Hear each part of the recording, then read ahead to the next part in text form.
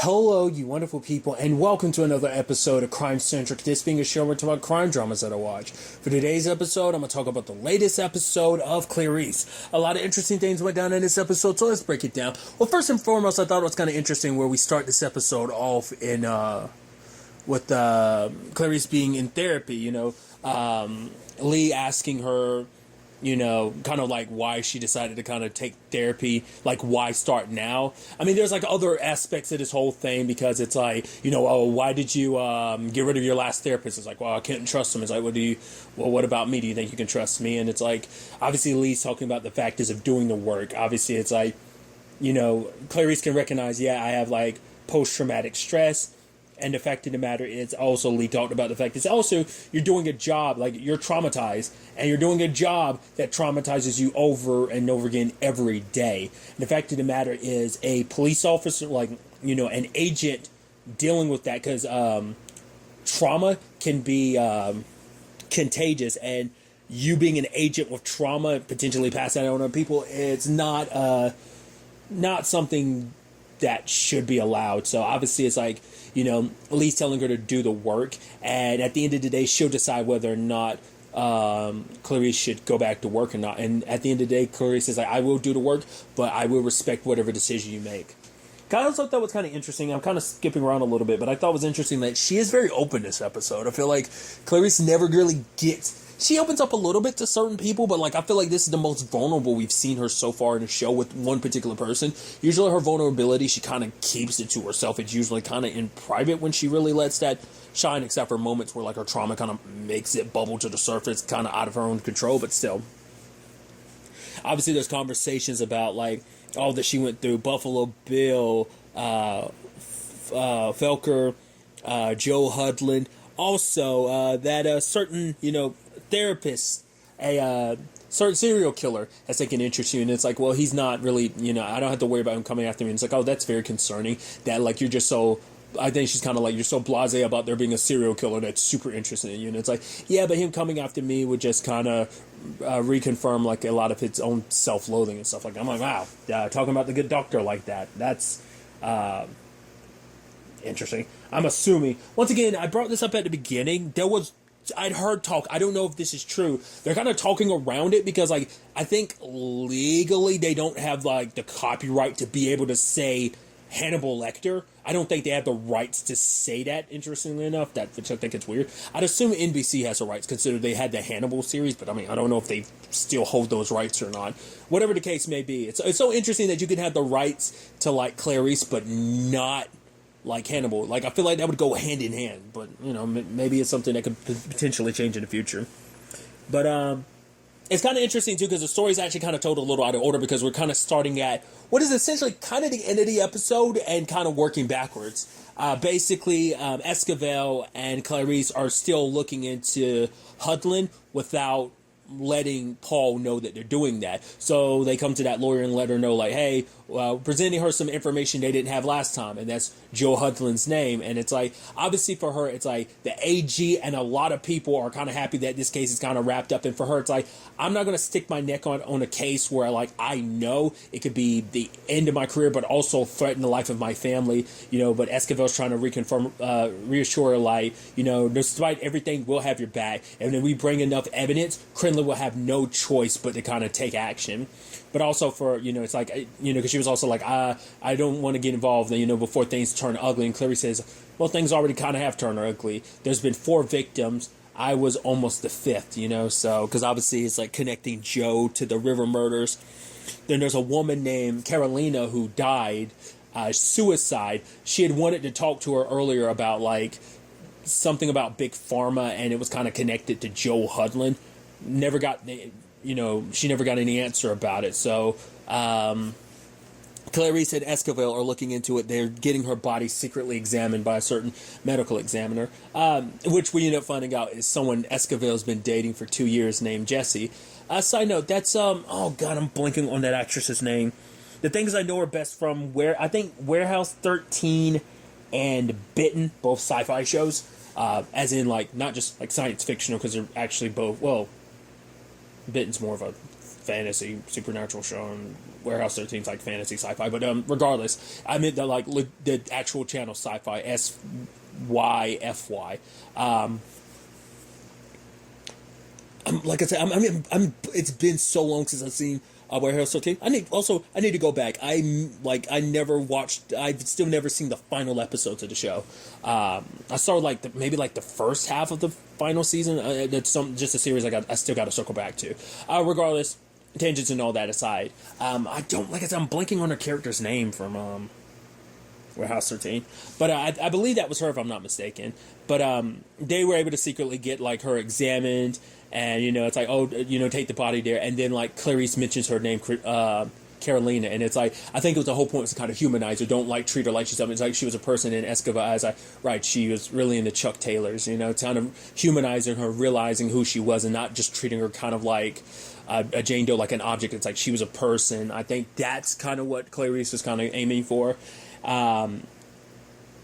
At the same time, you have Paul dealing with the whole Joe thing. Joe's hitting him up. It's like, yo, dug up some dirt about him. And then also Murray wants to talk to him. And Paul's trying to avoid Murray because Murray knows him better than anyone else. Which I love that he picked the right time because Murray's going on this tirade about, who wants to steal my pens? And you literally, your background voice is, no one wants your pens. You're crazy, Murray, type of stuff. So, and as he's Paul's yeah, because Murray's bringing up the river murders. And it's like, yeah, that's done. That's closed. We'll just kind of leave it at that. There's some other stuff to kind of work on. We need to close cases. But for Murray, it's there's something going on here. But Paul's just kind of yeah, just kind of let it go and moves on. But Murray talks about it later on with Clarice and Escobar. It's yeah, let's not tell Paul yet, but I'm going to give you guys the authority to kind of work things. And they're like, why? He's like, I've been working with Paul for 20 years. Something's not right. The fact of the matter is, the Paul I've been working with the past 20 years would believe Sterling, and we'd be kind of following that lead. Him being so dismissive, just he's not himself, so he doesn't even want to trust Paul with all this. So, but Paul meets up with Joe, and Joe's like, yo, dug up some dirt about your wife. It's like, I don't want you to do that. It's like, no, I'm doing you a favor. It's like, oh, you're doing me a favor while basically you're stabbing me in the back and trying to frame me for a cover-up. It's like, well, kind of looks like you did it, didn't it? So it's like, yeah, but I dug some dirt up on your wife about oh, yeah, remember that DUI she kind of made disappear? Yeah, did you know that your kids were in the car? And he was like, of course. And it's like, okay, because if you didn't know, that means you're worse off. And you're worse off than you thought. And it's like, if you did know, then you're worse off than I thought. So it's just interesting that he kind of, for one, it's almost like he's trying to judge you. It's like, yo, you connected to some conspiracies and some murders. You hired a killer to do some stuff, kill some women, and then also proceeded to murder that guy in an FBI building. So it's like, who the hell are you to judge? But he's like, don't worry, I got your back. It's kind of I'm scratching your back. So the fact is, you should be grateful because the moment you're no longer used to me, that's when things get really bad. So there was this moment later on when Paul shows up at his son's work. I was wondering whether Paul was lying when he said oh no, I've never he said I knew about the kids being in the car. I was wondering whether that was true or not. I wonder whether he was lying just so Joe would have be able to kind of use that as ammunition or something, having Paul kind of confirm that he knew. I don't know. Well, I mean, because if Paul didn't know, because I guess it's trying to imply oh, Mandy's hiding stuff from you. But cause when he went to visit his son, and it was kind of cute, him embarrassing his son, doing the Russian accent and stuff like that, and say oh, FBI convention. He's like, what do you want, Dad? And then he rolls up, and his coworkers are giving him shit about, oh, hey, Mr. Crandler, kind of waving to him and everything. It's oh, you kind of feel bad for his son getting embarrassed. But him wanting to talk to his son made me think oh, he wanted to ask him about that particular situation to see whether it was true or not, to confirm what Joe had said. But he just wanted to talk to him because but now his son is old enough to recognize yeah, Mom's an alcoholic. And it's right, I lied to you because I was trying to protect you because you're still my kid. I felt like you were too young to know. But he's yeah, you can't treat me like a kid in some moments and then treat me like an adult in other moments. You can't, it's you're right. Maybe I just wanted to think you were too young. It's what about your sister? You think she's too young? And it's just kind of the thing of, it's you're kind of the reason why things are the way they are because you're not home. You would know if you were home. And he's the reason why I'm not home is, it's not just your mom. I'm an alcoholic too. And I think that was kind of a necessary thing, because I think it's also for him, it's like, I don't want you just kind of blaming your mom. It's not just your mom. Like, both me and your mom have issues. It's like, I was an alcoholic, and he was just kind of like, ugh. Like, I think it's like, obviously it's like, so for him it's like so much in his life it's a lie. Like, it's not necessarily that them being alcoholics he has an issue with, but it's like the fact is they've covered it up. He tried to make it seem like, we saw a moment of that, him being like, oh yeah, your mom, I think she it was something with her pills mixing. It's like, yeah, like he's older. Like, I wonder, did he know before that moment in the series, or like was that the last tipping point to be like, he had some idea and that was the last thing to kind of confirm it, and the fact is the way his dad was acting, just, or did I'm curious, like, what kind of set that off? Because he didn't seem like he knew, but maybe, like I said, maybe he had his suspicions, and that incident with his mom not waking up, and scaring the crap out of him until Paul got to be like, oh no, she's fine. Maybe it's just like her pills, they knock her out. That probably confirmed, like, okay, she is an alcoholic. Plus, Dad knows, and he's lying and covering it up. So, whatever the case may be, like I said, I think it's just the lying in general. And he even says, like, you told me lying, there's no such thing as lying for a good reason. You kind of instilled that in me, but for, like, Paul, it's like, I'm trying to work my best to, like, get back home, but it's like, it's still a process. Like, alcoholism isn't just something you just deal with. Oh, I'm done. It's like, struggle for the rest of your life. We even had that moment in the bar. It was mainly Sud. Like, I don't know if that's the right term. I don't drink beer, so I don't know. I don't drink any alcohol on a consistent enough basis to be well-versed enough. But, like, the foam at the top, like, when he got up, it was gone. So it's like, oh, he took some sips. So that's definitely a slippery slope. Like, that's probably definitely a little backpedaling a little bit. But maybe that conversation with his son, that scene with his son, kind of straightened him back to be like, no, like, I'm already on the slippery. I mean, that might have even been why he showed up with the Russian accent and everything. Like, it wasn't enough to probably tips him, but it was just enough, like, wet his whistle enough like that might have played. I don't know. Like I said, like, they made a point to show you, like, oh yeah, there was like I said, what's the word? Like, the foam and bubbles at the top, and then, like, when he got up, it was clear of that at the top. It's like there wasn't a lot of the beer missing, but that he got enough of that at the top. He sucked that down potentially, so at least that's what it's kind of implying. So that's an interesting element.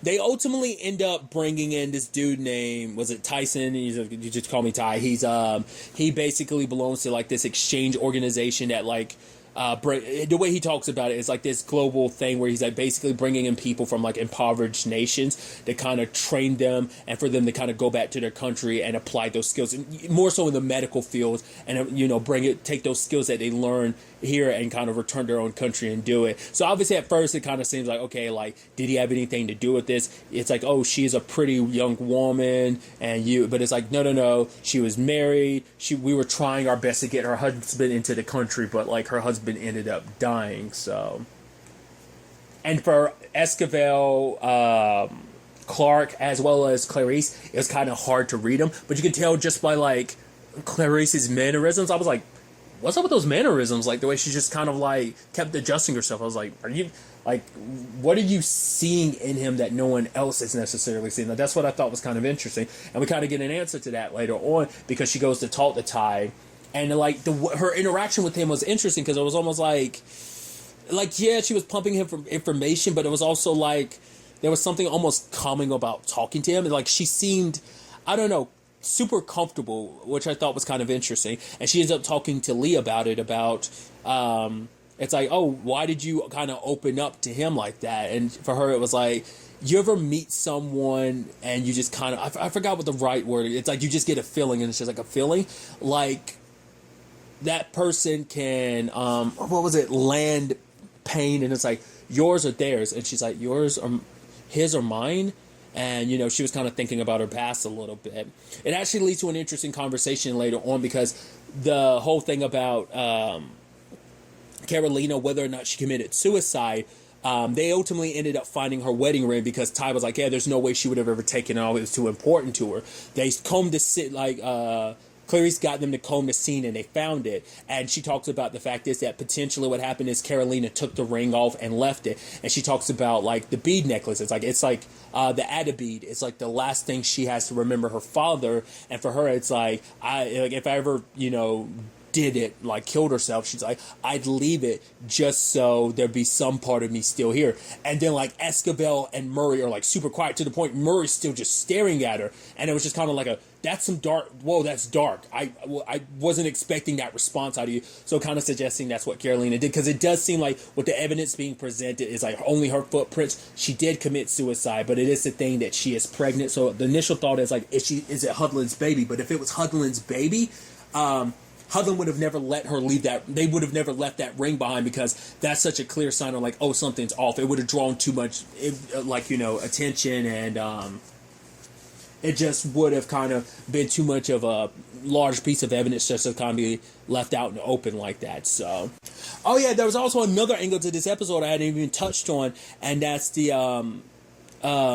Ardelia side of things, where obviously her accomplishments after last episode, like everyone's kind of say she's on the front of like a magazine or whatever. It's like her and Clarice, which obviously Clarice didn't like doing it, but it's like, she doesn't like being in the public eye, but she did it, just for Ardelia. So it's like, okay. But Ardelia's kind of getting the attention she should be getting because she's a really good agent. But obviously when she brings it up to her superior, it's like, oh, you doing this? Oh, you shouldn't have done that. Like, fact of the matter is just kind of wait. It's like, you kind of put it to work. So, but for Ardelia, it's like, I've kind of accomplished so much. I closed like a code case. It's like, yeah, but it's kind of drug related. So he's kind of trying to diminish her accomplishments. She's like, no, home dude, the person in general wasn't tied to drugs. It's like, yeah, but they did. The cops in general, like, the crime was kind of initially connected. So it's like he was cutting her off at the pass, like every time, trying to be like, I kind of don't try and go out on your own. Oh, you want to lead the DNA unit and everything. I was like, oh, that's a fine and dandy idea. But it's like, wait, you're patient, just patience, and everything will kind of come your way type of thing. Until later on, she walks in and home dude's like, oh yeah, go and work together. And it's like, with the DNA unit, it's like, wait, you're going to be leading? It's like, oh no, home dude is, but I'm going to be like the senior agent. I want you right beside me. And it's like, it's this thing of like, you mean the thing that I created, this DNA agency, like it's mine. I put all this research in it. This has been my blood, sweat, and tears put in this, and then like once again, after that thing of like some white dudes just came and jacked it from you to a certain extent. So it's like, oh, that's gonna rub you the wrong way. And it's like, oh, like this is your project, rather than you leading it, you're gonna be the senior agent's right hand. So it's like, oh, could you basically write down everything you know about it, rather than you, the person who knows everything there is to know about it, rather than you leading things and disseminating the information. I'd rather you disseminate the information to me, and then yeah, we could be. It's like riding on the coattails. Like basically, I think one of the names came up was like her boss, and it's like, oh, he's taking advantage of it, using all her hard work, what she wanted to build, and kind of using it for himself, kind of a platform from him to jump off to be like, oh, we got this DNA unit. Oh my God, look at us, we're so great. It's like, and Ardelia is not going to get any credit for it. So later on, she meets with home dude at the Black Coalition. I kept wondering why that actor looked so damn familiar. Finally remembered what, because I was like, I saw an ad for Lost Girl, and I was like, wow, his character's name was Hal. It's been a long time since I've seen Lost Girl. But Kinsey and him were together for a very long time throughout the show. I've still never seen the final season, like the final episode. It's like the back half season of the final, the back half of the final season I never saw.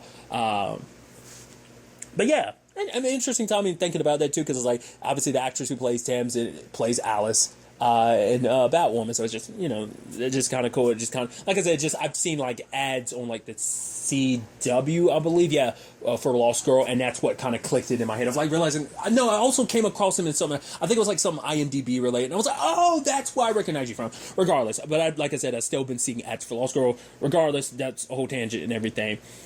But because for Ardelia, it's like, I didn't want to handle things this way. For her, she wanted to kind of feel like she kind of got there on her own. Like, she didn't need to like have a whole coalition behind her, that, just by her own work ethic, that would have been enough. But, and he was like, yeah, we all wish that, but sadly, that's not the world we live in. So it's like, come in and, what the next move of that's going to be is going to definitely be interesting. Circling back to the Paul thing, I didn't talk about it earlier, but when he got the pen from Joe, when Joe was kind of writing, and he did a tapping. I mean, I think that's like a very old school thing. I mean, I think it makes. I think I know the reason behind that. Isn't it so you can get basically by wetting it, you're basically activating the ink or something like that? I think it's an old school writing method back when they used like feathers and ink, right? Maybe didn't they used to do that too, or is that always just an ink pen thing? I don't know. Whatever the case may be, it gave him Joe's DNA. And he was like, oh, giving Murray the run. I was like, why would you? I was like, right.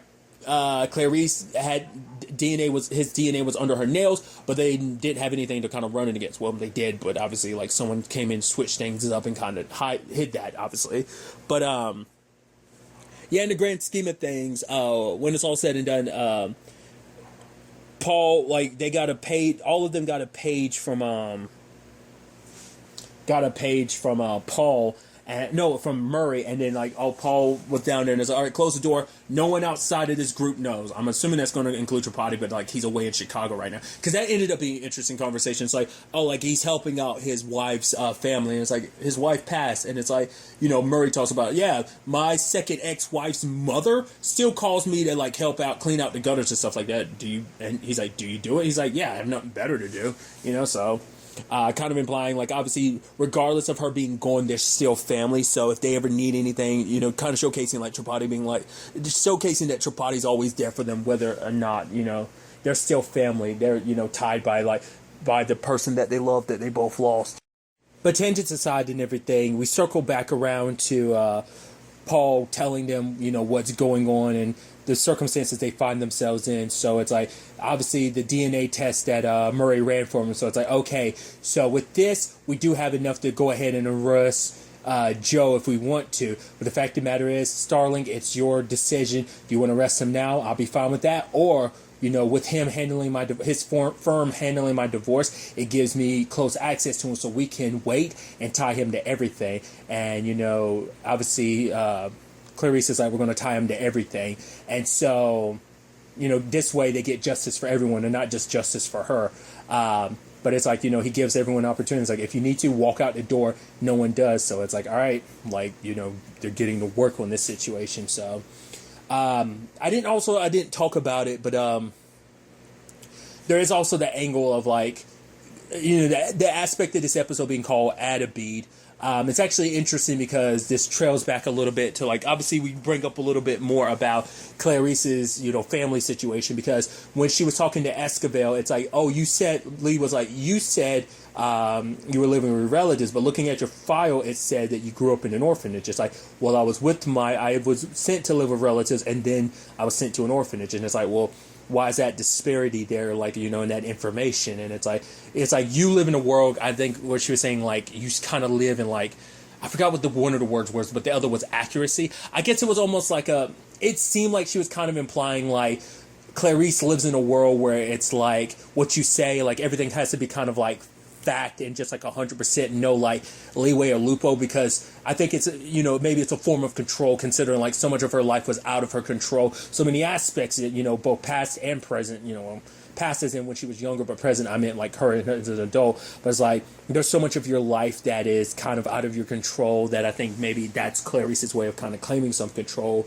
But it's also like, the fact is that you had this conversation, you said this specific thing with Esquivel after you had your interaction with Ty. Maybe it's kind of implying, like, Ty reminded her of her brother, because obviously she has, like, an older sister and brother, but then also has, like, a little brother. Maybe he kind of reminded her of her little brother in that regard.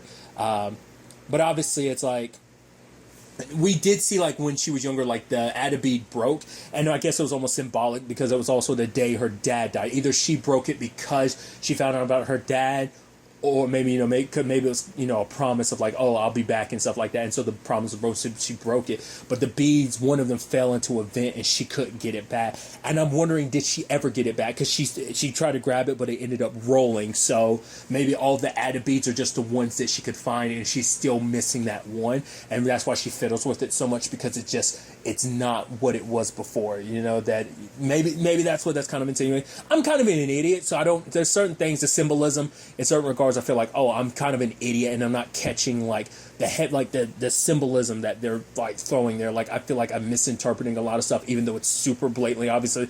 You know, I feel like so much of it can be open to interpretation, but I feel like my interpretation of it's wrong. But like I said, that's just my thought about it. But like I said, a lot of interesting things, though. I'm curious to ultimately see where all of this ends up taking us going forward into the next episode. Like, as we find out more about Carolina's case, because I also forgot about the fact is that looking at the baby, they were like, yeah, there was probably some deformities. It's like, yeah, but it seemed like it might like the same thing we saw with the clinical trials. But it's like what happened with the clinical trials, all those were like years ago. So her circumstance, and then they throw it out there. It's like, well, maybe her circumstance is like it's still ongoing, like whatever is what caused that deformity in the medical trials, the clinical trials, that it's at market, and maybe that's what this is all about. There's a medication that was released to the public, it's on short store shelves and stuff like that, that causes this. Like they got through a lot of loopholes, and so they're trying to cover their tracks with everything clinical trials related, but also like it's still happening present day. So like there can be a correlation drawn between them. So I think that's where we're kind of heading with this. But like I said, we'll have to wait and see what ends up happening. But that's really all I want to talk about in this episode. Till the next time we meet, be happy, be safe, live life to the fullest, and enjoy it. Good day, and goodbye.